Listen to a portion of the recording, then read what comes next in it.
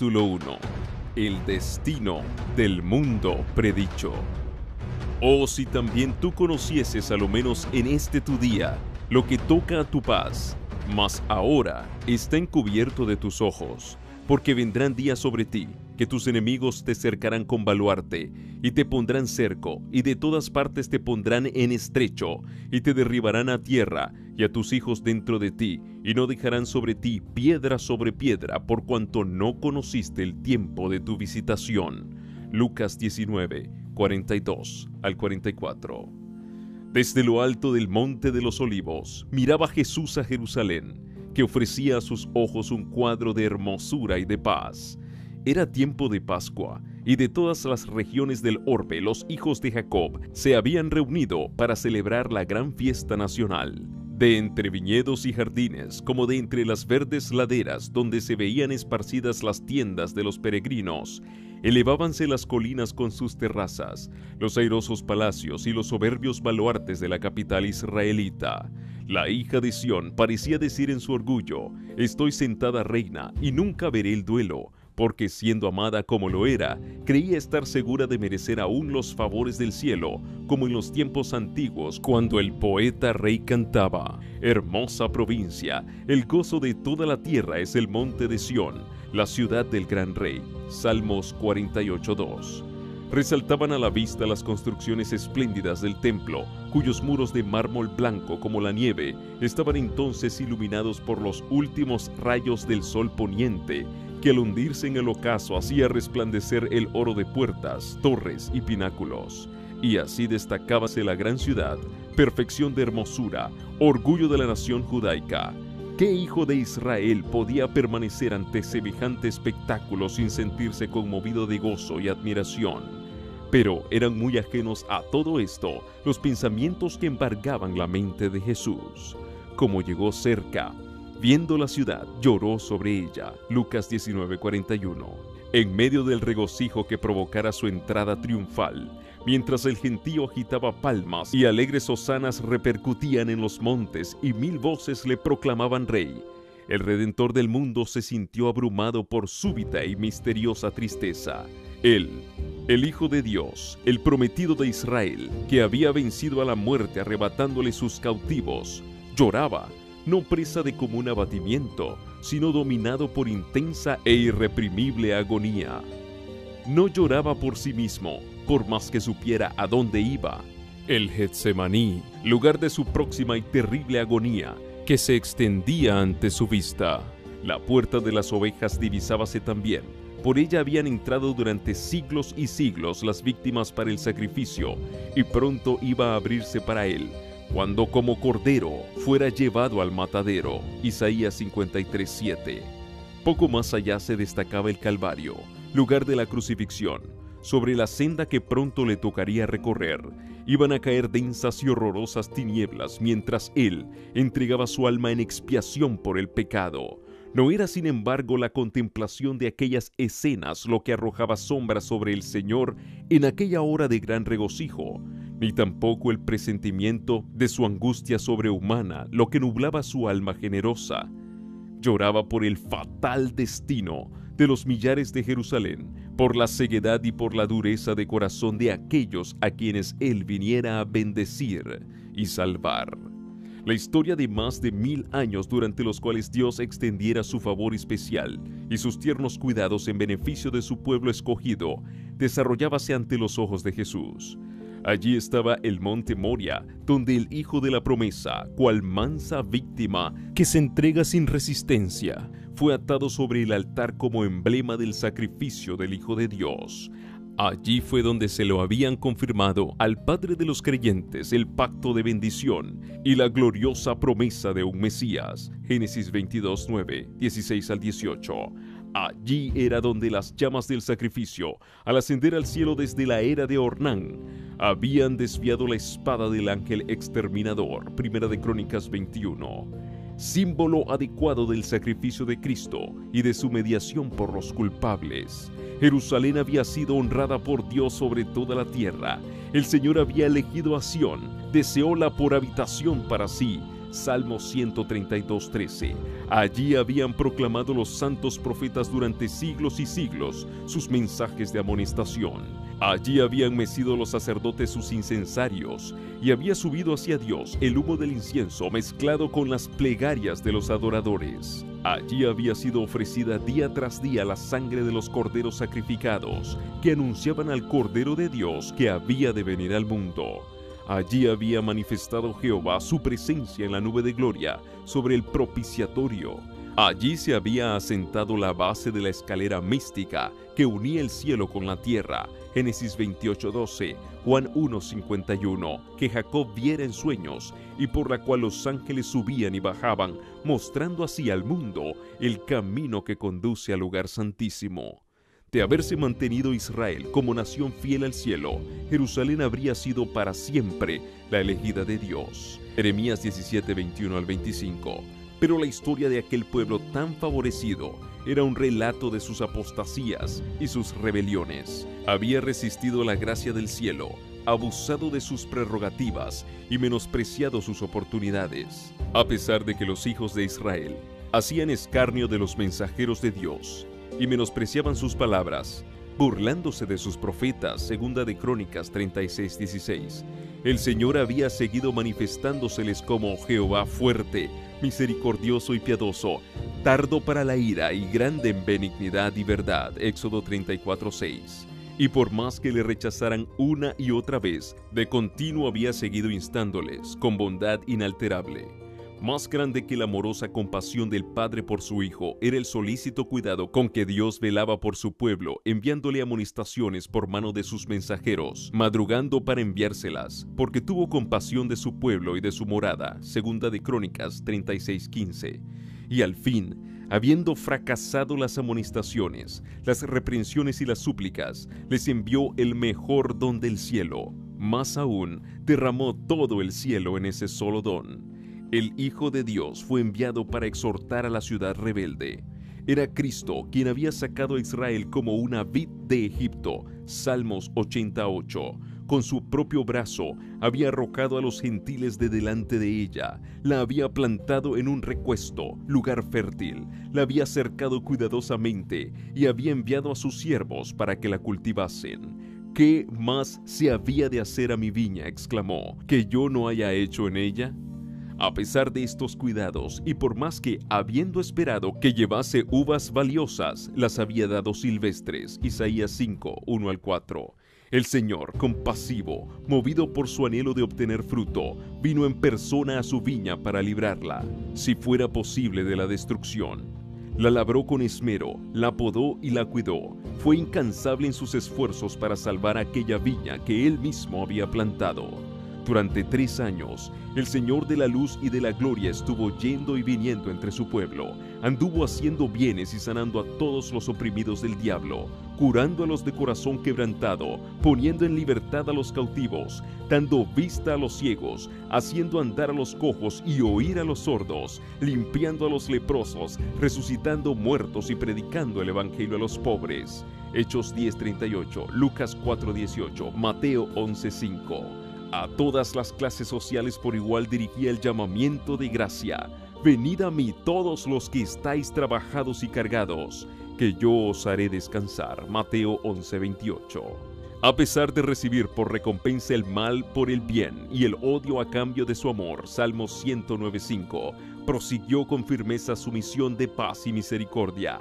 Jamás fue rechazado ninguno de los que se acercaron a él en busca de su gracia.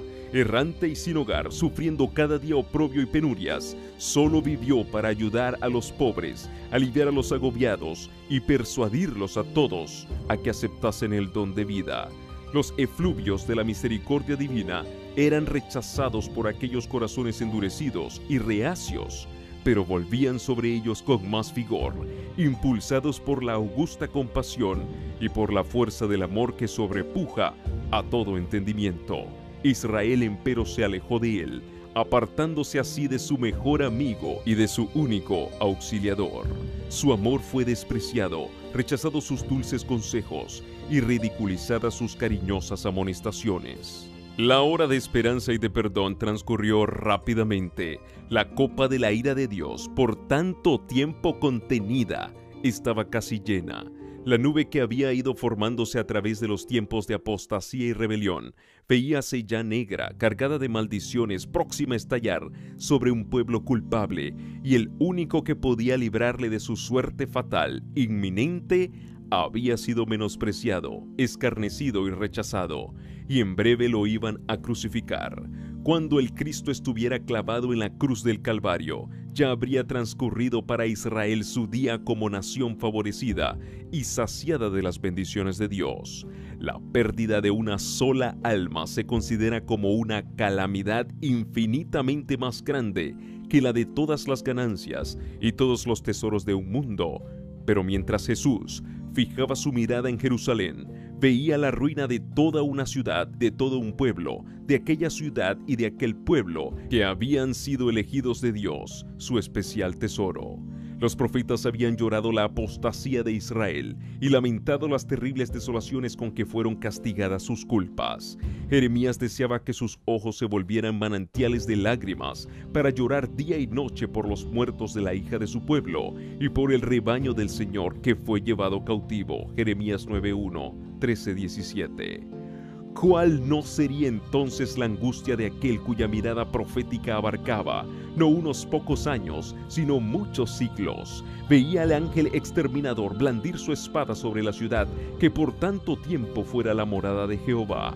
Desde la cumbre del Monte de los Olivos, en el lugar mismo que más tarde iba a ser ocupado por Tito y sus soldados, miró a través del valle los atrios y pórticos sagrados, y con los ojos nublados por las lágrimas, vio en horroroso anticipo los muros de la ciudad, circundados por tropas extranjeras. Oyó el estrépito de las legiones que marchaban en son de guerra, y los tristes lamentos de las madres y de los niños que lloraban por pan en la ciudad sitiada.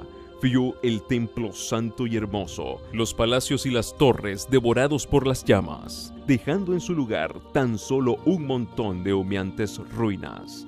Cruzando los siglos con la mirada, vio al pueblo del pacto disperso en toda la tierra como náufragos en una playa desierta. En la retribución temporal que estaba por caer sobre sus hijos, vio como el primer trago de la copa de la ira, que en el juicio final aquel mismo pueblo deberá apurar hasta las heces. La compasión divina y el sublime amor de Cristo hallaron su expresión en estas lúgubres palabras: Jerusalén, Jerusalén, que matas a los profetas y apedreas a los que son enviados a ti. ¿Cuántas veces quise juntar tus hijos como la gallina junta sus pollos debajo de las alas, y no quisiste? Mateo 23:37. Oh, si tú, nación favorecida entre todas, hubieras conocido el tiempo de tu visitación y lo que atañe a tu paz. Yo detuve al ángel de justicia y te llamé al arrepentimiento, pero en vano. No rechazaste tan solo a los siervos, ni despreciaste tan solo a los enviados y profetas, sino al Santo de Israel, tu Redentor. Si eres destruida, tú sola tienes la culpa. No queréis venir a mí para que tengáis vida. Juan 5:40. Cristo vio en Jerusalén un símbolo del mundo endurecido en la incredulidad y rebelión que corría presuroso a recibir el pago de la justicia de Dios. Los lamentos de una raza caída oprimían el alma del Señor y le hicieron prorrumpir en esas expresiones de dolor. Vio además las profundas huellas del pecado marcadas por la miseria humana con lágrimas y sangre. Su tierno corazón se conmovió de compasión infinita por las víctimas de los padecimientos y aflicciones de la tierra. Anheló salvarlos a todos, pero ni aún su mano podía desviar la corriente del dolor humano que del pecado dimana. Pocos buscarían la única fuente de salud. Él estaba dispuesto a derramar su misma alma hasta la muerte y poner así la salvación al alcance de todos, pero muy pocos iban a acudir a Él para tener vida eterna. Mirad al Rey del cielo derramando copioso llanto. Ved al Hijo de Dios infinito, turbado en espíritu y doblegado bajo el peso del dolor. Los cielos se llenaron de asombro al contemplar semejante escena que pone tan de manifiesto la culpabilidad enorme del pecado y que nos enseña lo que le cuesta aún al poder infinito salvar al pecador de las consecuencias que le acarrea la transgresión de la ley de Dios. Dirigiendo Jesús sus miradas hasta la última generación, vio al mundo envuelto en un engaño semejante al que causó la destrucción de Jerusalén. El gran pecado de los judíos consistió en que rechazaron a Cristo. El gran pecado del mundo cristiano iba a consistir en que rechazaría la ley de Dios, que es el fundamento de su gobierno en el cielo y en la tierra. Los preceptos del Señor iban a ser menospreciados y anulados. Millones de almas sujetas al pecado, esclavas de Satanás, condenadas a sufrir la segunda muerte, se negarían a escuchar las palabras de verdad en el día de su visitación. Terrible ceguedad, extraña infatuación. 2 días antes de la Pascua, cuando Cristo se había despedido ya del templo por última vez, después de haber denunciado públicamente la hipocresía de los príncipes de Israel, volvió al Monte de los Olivos, acompañado de sus discípulos, y se sentó entre ellos en una ladera cubierta de blando césped, dominando con la vista la ciudad. Una vez más contempló sus muros, torres y palacios. Una vez más miró el templo que en su deslumbrante esplendor parecía una diadema de hermosura que coronara el sagrado monte. 1000 años antes el salmista había magnificado la bondad de Dios hacia Israel porque había escogido aquel templo como su morada. En Salem está su tabernáculo y su habitación en Sión. Escogió la tribu de Judá, el monte de Sión, al cual amó, y edificó su santuario a manera de eminencia. Salmos 76:2, 78, 68 y 69. El primer templo había sido erigido durante la época de mayor prosperidad en la historia de Israel. Vastos almacenes fueron construidos para contener los tesoros que con dicho propósito acumulara el rey David, y los planos para la edificación del templo fueron hechos por inspiración divina. Primera de Crónicas 28, 12 y 19. Salomón, el más sabio de los monarcas de Israel, completó la obra. Este templo resultó ser el edificio más soberbio que este mundo haya visto. No obstante, el Señor declaró por boca del profeta Ageo, refiriéndose al segundo templo: mayor será la gloria postrera de esta casa que la gloria anterior. Sacudiré todas las naciones, y vendrá el deseado de todas las naciones, y llenaré esta casa de gloria, dice Jehová de los ejércitos. Ageo 2, 9 y 7. Después de su destrucción por Nabucodonosor, el templo fue reconstruido unos 5 siglos antes del nacimiento de Cristo por un pueblo que tras largo cautiverio había vuelto a su país asolado y casi desierto. Había entonces en Israel algunos hombres muy ancianos que habían visto la gloria del templo de Salomón y que lloraban al ver el templo nuevo que parecía tan inferior al anterior. El sentimiento que dominaba entre el pueblo nos es fielmente descrito por el profeta cuando dice: ¿quién ha quedado entre vosotros que haya visto esta casa en su primera gloria? ¿Y cuál ahora la veis? ¿No es ella como nada delante de vuestros ojos? Ageo 2:3, Esdras 3:12. Entonces fue dada la promesa de que la gloria del segundo templo sería mayor que la del primero. Pero el segundo templo no igualó al primero en magnificencia, ni fue santificado por las señales visibles de la presencia divina con que lo fuera el templo de Salomón, ni hubo tampoco manifestaciones de poder sobrenatural que dieran realce a su dedicación. Ninguna nube de gloria cubrió el santuario que acababa de ser erigido. No hubo fuego que descendiera del cielo para consumir el sacrificio sobre el altar. La manifestación divina no se encontraba ya entre los querubines en el lugar santísimo. Ya no estaban allí el arca del testimonio, ni el propiciatorio, ni las tablas de la ley.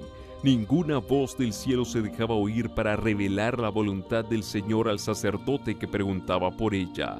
Durante varios siglos, los judíos se habían esforzado para probar cómo y dónde se había cumplido la promesa que Dios había dado por Ageo.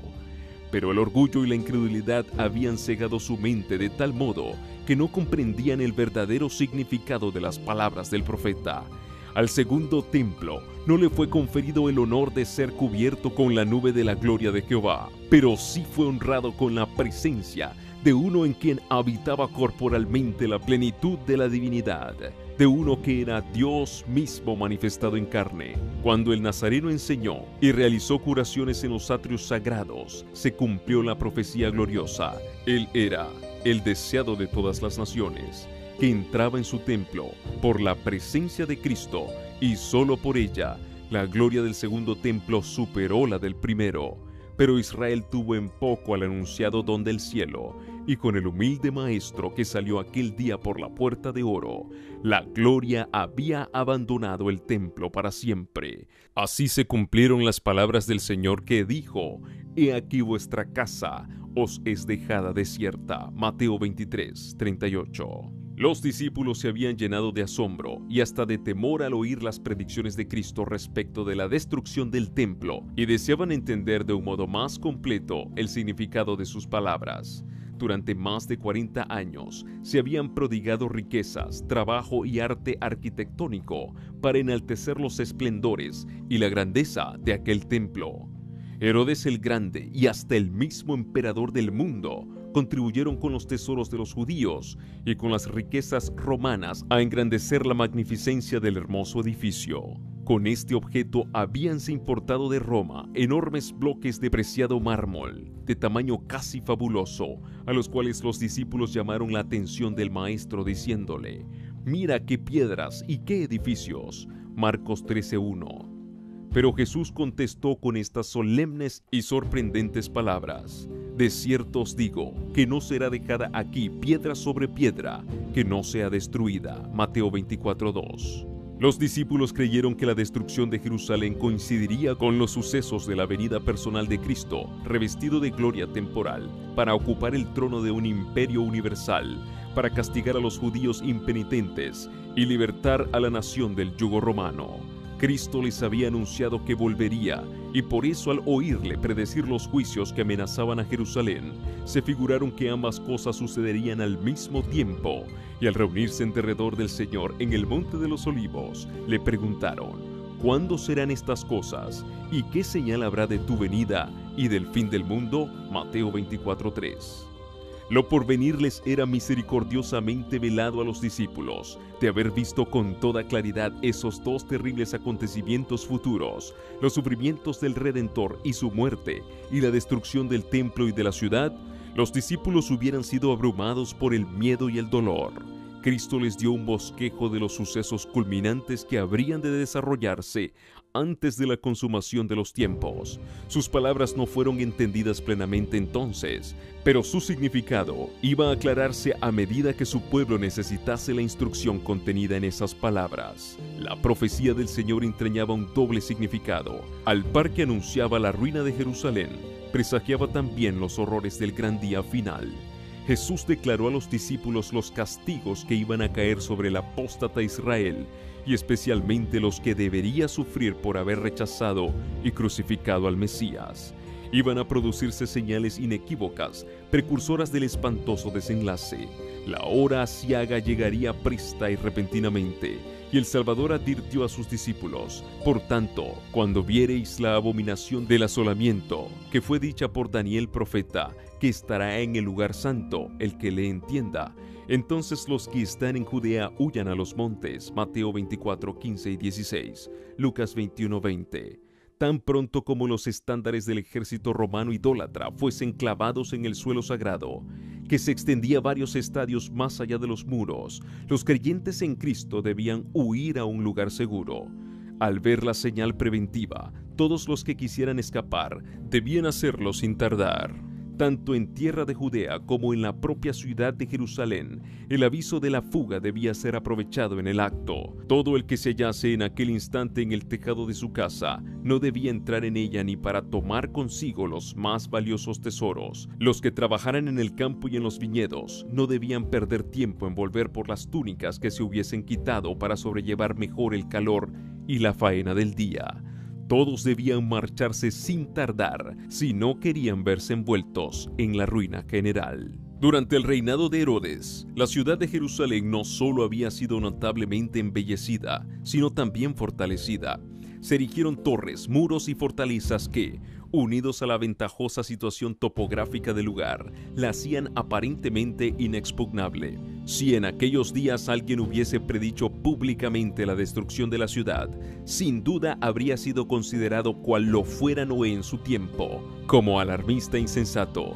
Pero Cristo había dicho: «El cielo y la tierra pasarán, mas mis palabras no pasarán». Mateo 24:35. La ira del Señor se había declarado contra Jerusalén a causa de sus pecados, y su obstinada incredulidad hizo inevitable su condenación.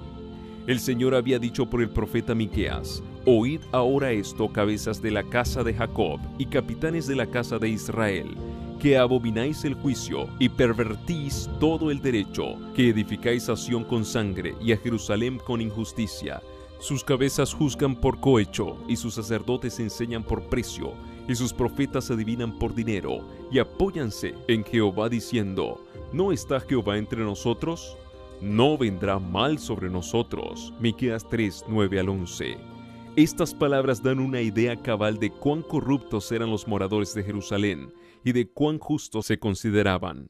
A la vez que se decían escrupulosos observadores de la ley de Dios, quebrantaban todos sus preceptos. La pureza de Cristo y su santidad hacían resaltar la iniquidad de ellos. Por eso le aborrecían y le señalaban como el causante de todas las desgracias que les habían sobrevenido como consecuencia de su maldad.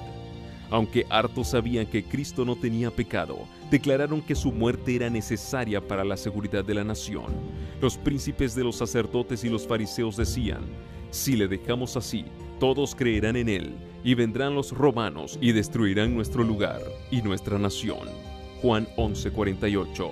Si se sacrificaba a Cristo, pensaban ellos, podrían ser otra vez un pueblo fuerte y unido.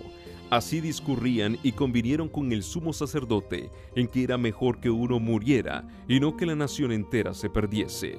Así era como los principales judíos habían edificado a Sión con sangre y a Jerusalén con iniquidad, y al paso que sentenciaban a muerte a su Salvador porque les echara en cara sus iniquidades, se atribuían tanta justicia que se consideraban el pueblo favorecido de Dios y esperaban que el Señor viniese a librarlos de sus enemigos. Por tanto, había añadido el profeta: «A causa de vosotros será Sión arada como campo, y Jerusalén será manojos, y el monte de la casa como cumbres de breñal». Miqueas 3:12. Dios aplazó sus juicios sobre la ciudad y la nación hasta cosa de 40 años después que Cristo hubo anunciado el castigo de Jerusalén. Admirable fue la paciencia que tuvo Dios con los que rechazaran su evangelio y asesinaran a su Hijo. La parábola de la higuera estéril representa el trato bondadoso de Dios con la nación judía. Ya había sido dada la orden: «Cortadla, ¿por qué ocupará aún la tierra?». Lucas 13:7. Pero la divina misericordia la preservó por algún tiempo. Había todavía muchos judíos que ignoraban lo que había sido el carácter y la obra de Cristo, y los hijos no habían tenido las oportunidades ni visto la luz que sus padres habían rechazado. Por medio de la predicación de los apóstoles y de sus compañeros, Dios iba a hacer brillar la luz sobre ellos para que pudiesen ver cómo se habían cumplido las profecías, no únicamente las que se referían al nacimiento y vida del Salvador, sino también las que anunciaban su muerte y su gloriosa resurrección.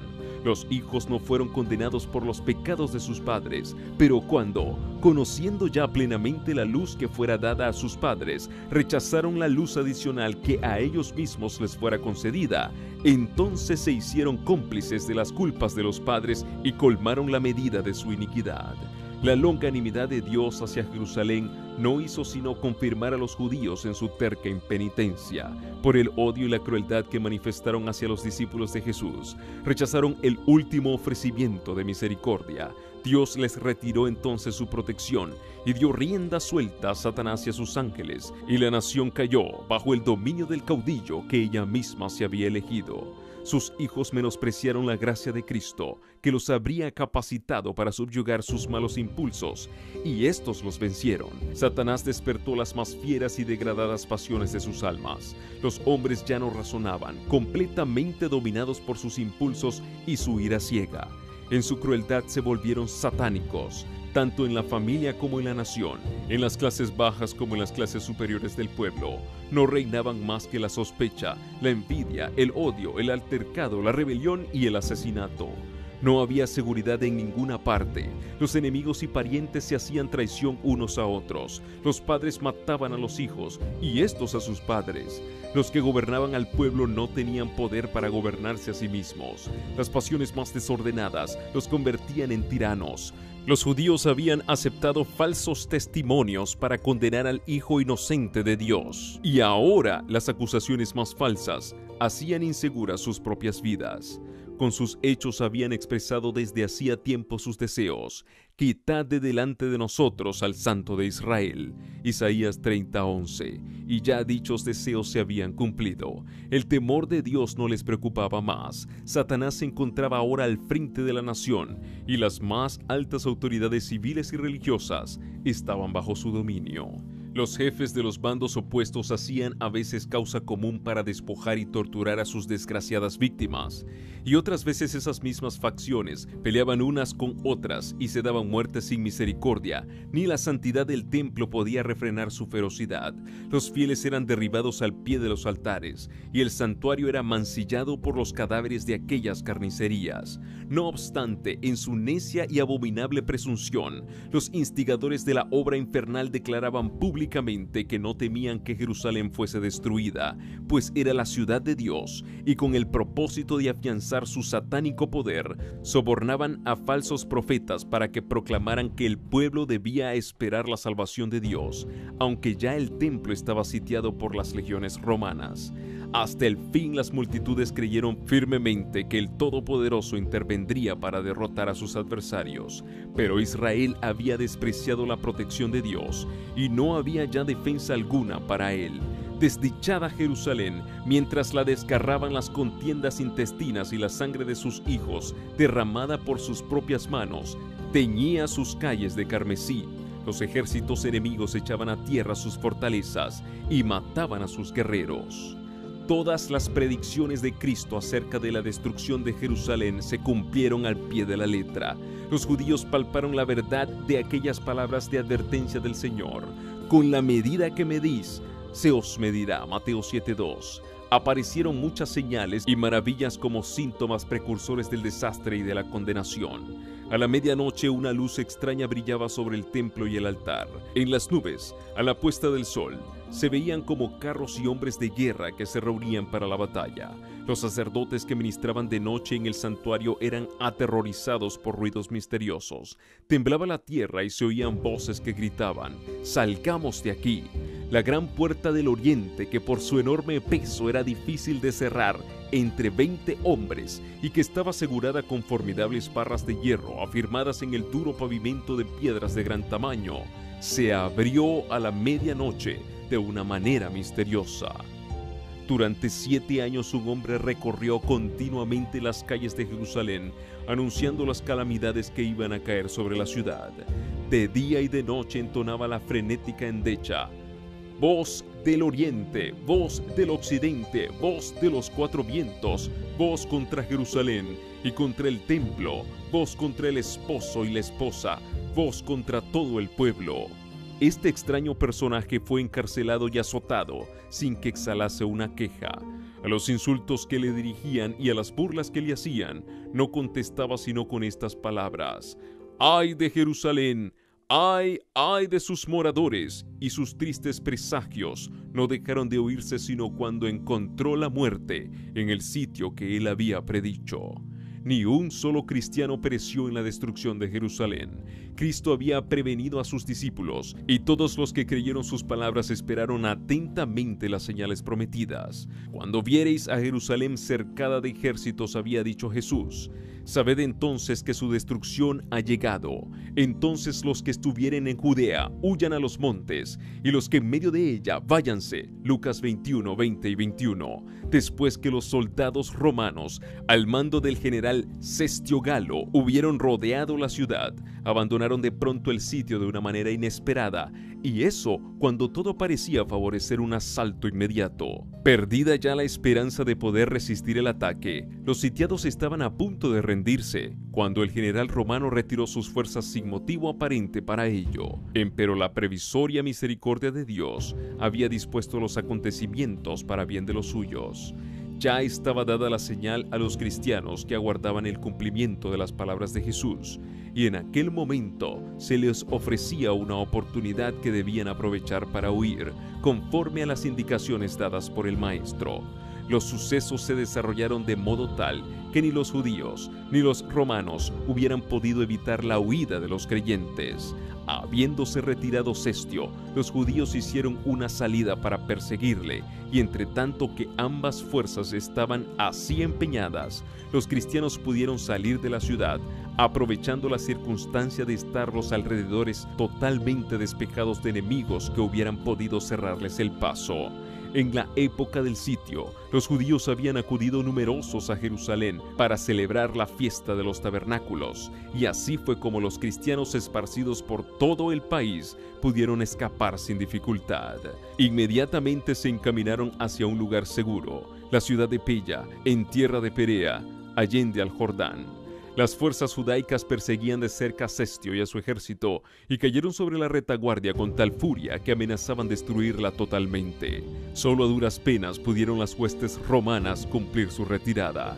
Los judíos no sufrieron más que pocas bajas, y con los despojos que obtuvieron volvieron en triunfo a Jerusalén. Pero este éxito aparente no les acarreó sino perjuicios, pues despertó en ellos un espíritu de necia resistencia contra los romanos, que no tardó en traer males incalculables a la desdichada ciudad. Espantosas fueron las calamidades que sufrió Jerusalén cuando el sitio se reanudó bajo el mando de Tito. La ciudad fue sitiada en el momento de la Pascua, cuando millones de judíos se hallaban reunidos dentro de sus muros.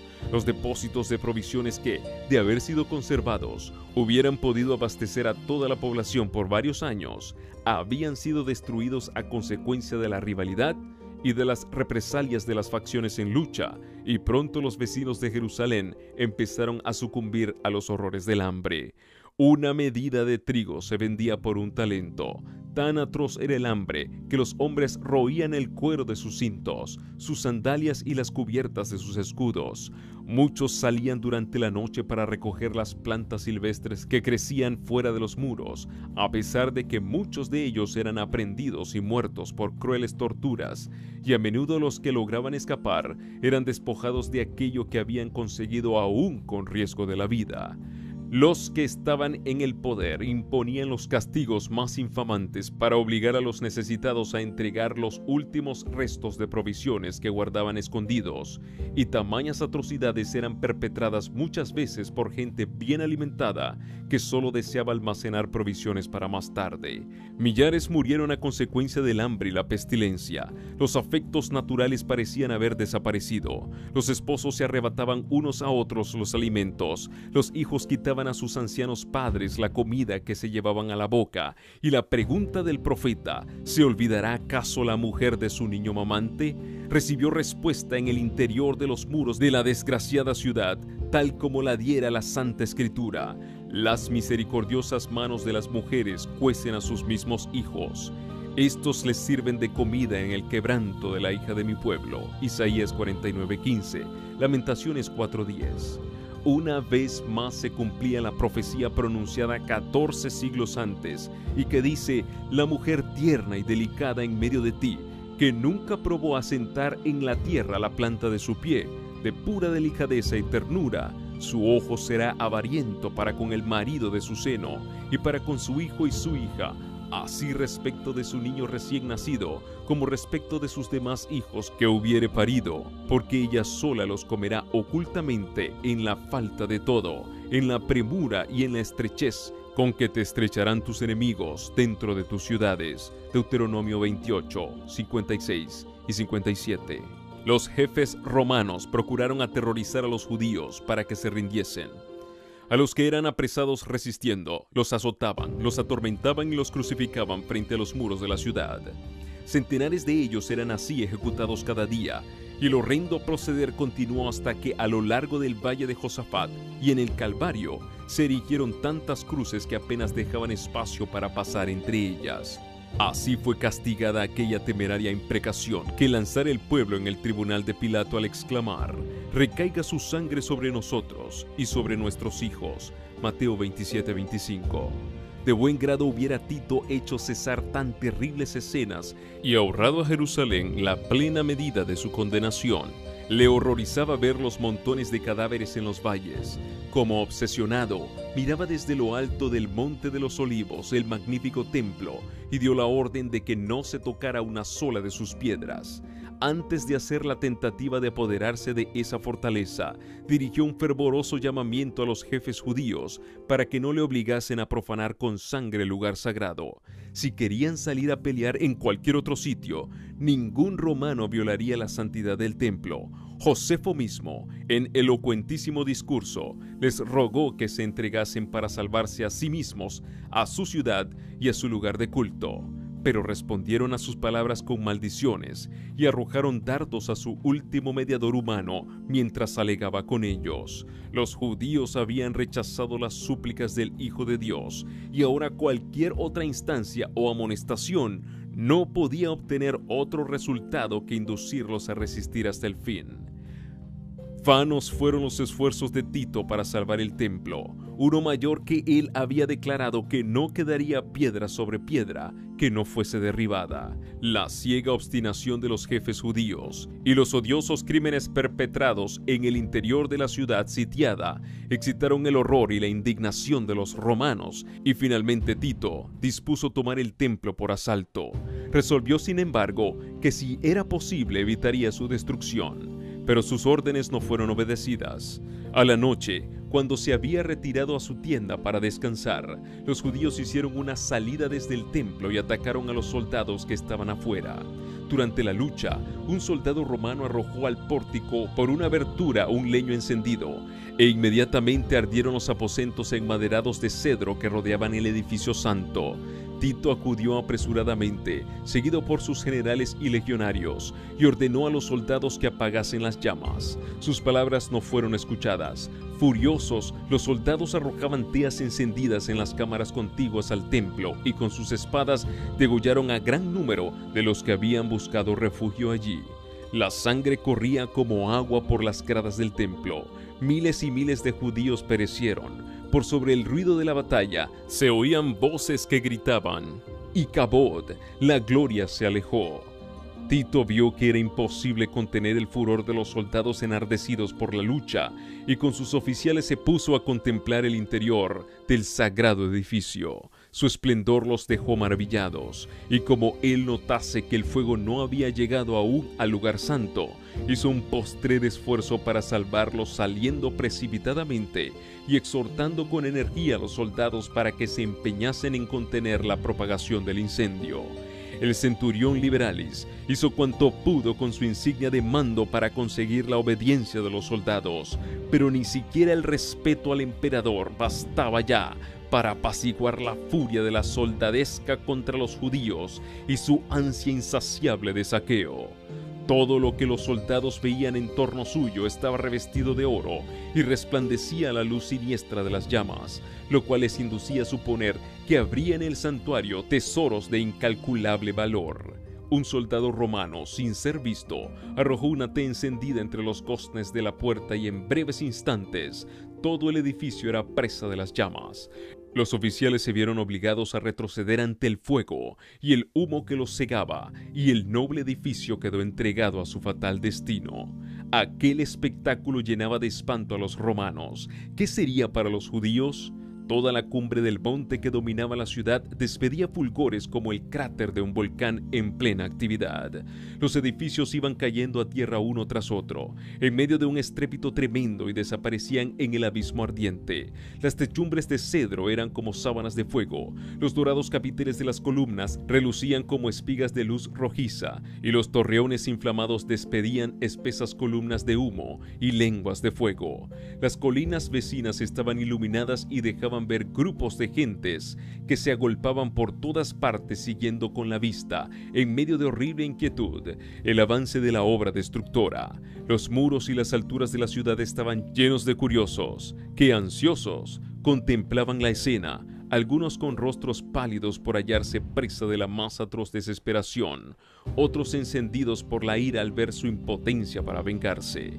El tumulto de las legiones romanas que desbandadas corrían de acá para allá y los agudos lamentos de los infelices judíos que morían entre las llamas se mezclaban con el chisporroteo del incendio y con el estrépito de los derrumbes. En los montes repercutían los gritos de espanto y los ayes de la gente que se hallaba en las alturas. A lo largo de los muros se oía gritos y gemidos, y aun los que morían de hambre hacían un supremo esfuerzo para lanzar un lamento de angustia y desesperación. Dentro de los muros, la carnicería era aún más horrorosa que el cuadro que se contemplaba desde afuera. Hombres y mujeres, jóvenes y viejos, soldados y sacerdotes, los que peleaban y los que pedían misericordia, todos eran degollados en desordenada matanza. Superó el número de los asesinados al de los asesinos. Para seguir matando, los legionarios tenían que pisar sobre montones de cadáveres. Destruido el templo, no tardó la ciudad entera en caer en poder de los romanos. Los caudillos judíos abandonaron las torres que consideraban inexpugnables, y Tito las encontró vacías. Contemplólas asombrado y declaró que Dios mismo las había entregado en sus manos, pues ninguna máquina de guerra, por poderosa que fuera, hubiera logrado hacerle dueño de tan formidables baluartes. La ciudad y el templo fueron arrasados hasta sus cimientos. El solar sobre el cual se irguiera el santuario fue arado como campo. Jeremías 26:18. En el sitio y en la mortalidad que le siguió perecieron más de 1 millón de judíos. Los que sobrevivieron fueron llevados cautivos, vendidos como esclavos, conducidos a Roma para enaltecer el triunfo del conquistador, arrojados a las fieras del circo o desterrados y esparcidos por toda la tierra. Los judíos habían forjado sus propias cadenas, habían colmado la copa de la venganza. En la destrucción absoluta de que fueron víctimas como nación y en todas las desgracias que les persiguieron en la dispersión, no hacían sino cosechar lo que habían sembrado con sus propias manos. Dice el profeta: es tu destrucción, oh Israel, el que estés contra mí, porque has caído por tu iniquidad. Oseas 13:9, 14:1. Los padecimientos de los judíos son muchas veces representados como castigo que cayó sobre ellos por decreto del Altísimo. Así es como el gran engañador procura ocultar su propia obra. Por la tenacidad con que rechazaron el amor y la misericordia de Dios, los judíos le hicieron retirar su protección y Satanás pudo regirlos como quiso. Las horrorosas crueldades perpetradas durante la destrucción de Jerusalén demuestran el poder con que se ensaña Satanás sobre aquellos que ceden a su influencia. No podemos saber cuánto debemos a Cristo por la paz y la protección de que disfrutamos. Es el poder restrictivo de Dios lo que impide que el hombre caiga completamente bajo el dominio de Satanás. Los desobedientes e ingratos deberían hallar un poderoso motivo de agradecimiento a Dios en el hecho de que su misericordia y clemencia hayan coartado el poder maléfico del diablo. Pero cuando el hombre traspasa los límites de la paciencia divina, ya no cuenta con aquella protección que le libraba del mal. Dios no asume nunca para con el pecador la actitud de un verdugo que ejecuta la sentencia contra la transgresión, sino que abandona a su propia suerte a los que rechazan su misericordia para que recojan los frutos de lo que sembraron sus propias manos.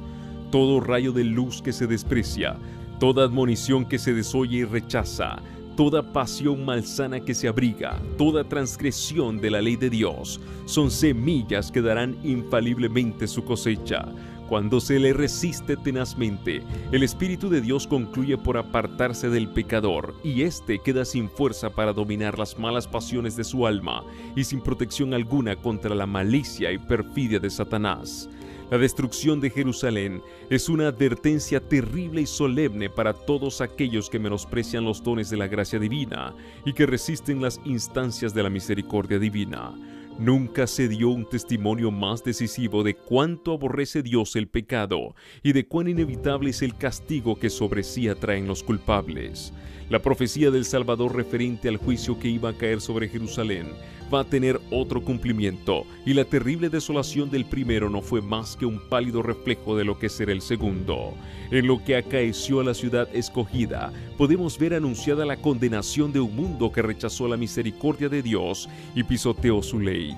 Lóbregos son los anales de la humana miseria que han conocido la tierra a través de siglos de crímenes. Al contemplarlos, el corazón desfallece y la mente se abruma de estupor. Horrendas han sido las consecuencias de haber rechazado la autoridad del cielo, pero una escena aún más sombría nos anuncian las revelaciones de lo porvenir. La historia de lo pasado, la interminable serie de alborotos, conflictos y contiendas, toda la armadura del guerrero en el tumulto de batalla y los vestidos revolcados en sangre. Isaías 9:5. ¿Qué son y qué valen en comparación con los horrores de aquel día, cuando el Espíritu de Dios se aparte del todo de los impíos y los deje abandonados a sus fieras pasiones y a merced de la hazaña satánica? Entonces el mundo verá como nunca los vio los resultados del gobierno de Satanás. Pero en aquel día, así como sucedió en tiempo de la destrucción de Jerusalén, el pueblo de Dios será librado, porque serán salvos todos aquellos cuyo nombre esté inscrito para la vida. Isaías 4:3. Nuestro Señor Jesucristo anunció que vendrá la segunda vez para llevarse a los suyos. Entonces se mostrará la señal del Hijo del Hombre en el cielo, y entonces lamentarán todas las tribus de la tierra, y verán al Hijo del Hombre que vendrá sobre las nubes del cielo, con grande poder y gloria. Y enviará a sus ángeles con gran voz de trompeta, y juntarán sus escogidos de los cuatro vientos, de un cabo del cielo hasta el otro. Mateo 24:30 y 31. Entonces los que no obedezcan al Evangelio serán muertos con el aliento de su boca y destruidos con el resplandor de su venida. Segunda de Tesalonicenses 2:8. Así como le sucedió antiguamente a Israel, los malvados se destruirán a sí mismos y perecerán víctimas de su iniquidad. Debido a su vida pecaminosa, los hombres se han apartado tanto del Señor y tanto ha degenerado su naturaleza con el mal, que la manifestación de la gloria del Señor es para ellos un fuego consumidor. Deben guardarse los hombres de no menospreciar el aviso de Cristo respecto a su segunda venida, porque como anunció a los discípulos la destrucción de Jerusalén y les dio una señal para cuando se acercara la ruina, así también previno al mundo del día de la destrucción final y nos dio señales de la proximidad de esta, para que todos los que quieran puedan huir de la ira que vendrá. Dijo Jesús, y habrá señales en el sol y en la luna y en las estrellas, y sobre la tierra angustia de naciones. Lucas 21:25, Mateo 24:29, Apocalipsis 6:12 al 17. Cuando viereis todas estas cosas, sabed que está cercano a las puertas. Mateo 24:33.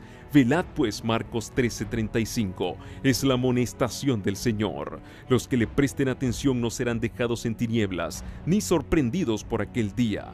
Pero los que no quieran velar serán sorprendidos, porque el día del Señor vendrá así como ladrón de noche. Primera de Tesalonicenses 5:1 al 5. El mundo no está hoy más dispuesto a creer el mensaje dado para este tiempo de lo que estaba en los días de los judíos para recibir el aviso del Salvador respecto a la ruina de Jerusalén.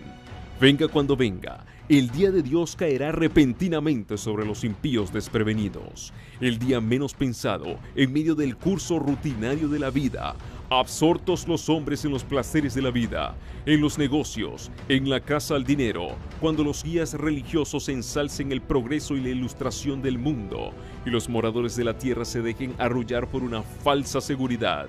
Entonces, como ladrón que a medianoche penetra en una morada sin custodia, así caerá la inesperada destrucción sobre los desprevenidos, y no escaparán.